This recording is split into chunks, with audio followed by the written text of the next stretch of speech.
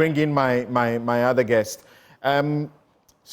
Abraham, the presidential candidate of the NDC has gone ahead to say that this matter will be reopened if he wins power, and that there will be an investigation into not only money laundering, but all of these issues surrounding Cecilia Dapaah. You've heard the Attorney General. Samson, good morning to your viewers. And let me start by saying that the more I listen to the Attorney General, the more I come to the firm conclusion that this country is finished. The Attorney General's letter to Iyoko, in my view, is despicable, obnoxious, and ridiculous, to say the least. Why am I saying this? Special prosecutor was seized with some facts, and the special prosecutor started some investigations. Along the line, it transferred the matter to Iyoko. As we speak, Iyoko has its own investigators. You know this. You have written a letter to Iyoko stopping an investigation, and you are talking about predicated offense. How do you get an offense if investigations are not conducted? He confirms this morning that Iyoko did its investigation. No, he said Iyoko did a review of the files brought to it by special prosecutor. And it did its investigations. He's confirmed that. Are you saying that Cecilia Dapaah was interrogated by the Iyoko? No.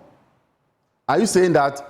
You don't know that for a fact. He's saying Iyoko did investigations, also went into contracts and everything, and but you just said that there's no trace to those contracts as far as the monies are concerned. There's a letter written by the AG said they should stop the investigations. You read the letter going to the Iyoko, that in their view, the investigations must be stopped.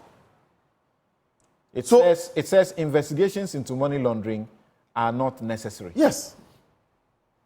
So clearly you can see, and I agree with the CDD report, a contrived conduct by the Attorney General, Iyoko, to come to this conclusion. Look, Article 2864 is clear, and you've read it from the CDD report, that unexplained wealth can be a source of investigation. Why would the AG think that because the special prosecutor's report shows that they could not establish some offenses, corruption, but the Iyoko, which is seized with money laundering, which could have done its own investigation and has investigators, were not also allowed to carry on with their own investigation and then come to the conclusion that this matter has ended. Look, the very moment that the special prosecutor transferred the matter to Iyoko, I knew the matter had come to an end. And this is where we are today. You are talking about the Constitution's injunction for lifestyle audit, so to speak. That if you have money, you're a public officer, you have money, and you have not declared it, or even if you have declared, it's not traceable to a loan, a gift, inheritance, or your earnings. That money would have been said to have been acquired in contravention of the Constitution. He's saying that your issue is about your inability to explain the source of that money. That Iyoko's investigation shows that she has explained the source of that money. And in fact, when the $1 million and the rest matter went to the circuit court, it was explained that that money belonged to some sources. You remember when the matter went to Iyoko, she first said that it belongs to the late brother. It turned out that wasn't true.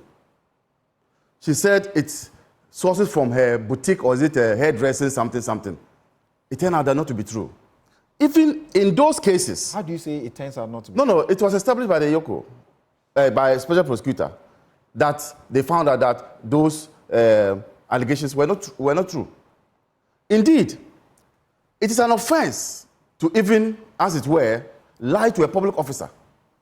That alone in itself is an offense in itself. Now, you notice that when the Attorney General indicated that because the special prosecutor failed or could not establish corruption, and for that matter, the case was transferred to Iyoko, and Iyoko also couldn't establish the crime that was committed so as to give rise to money laundering. For me, I felt that was too simplistic, to say the least.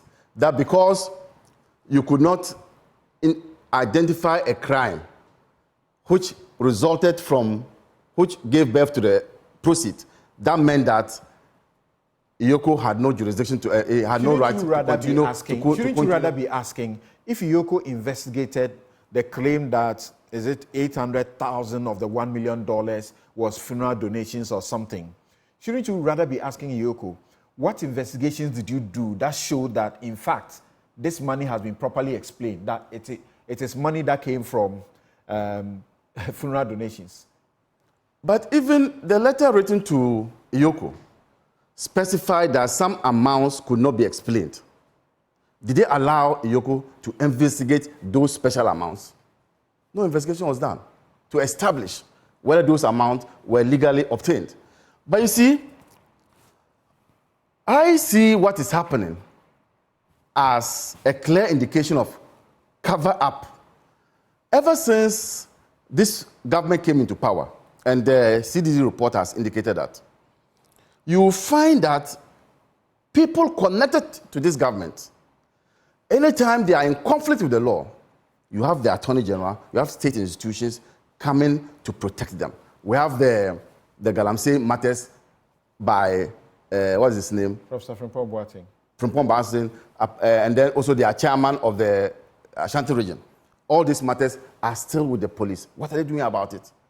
But could the Attorney General get to the bottom of this matter? He couldn't.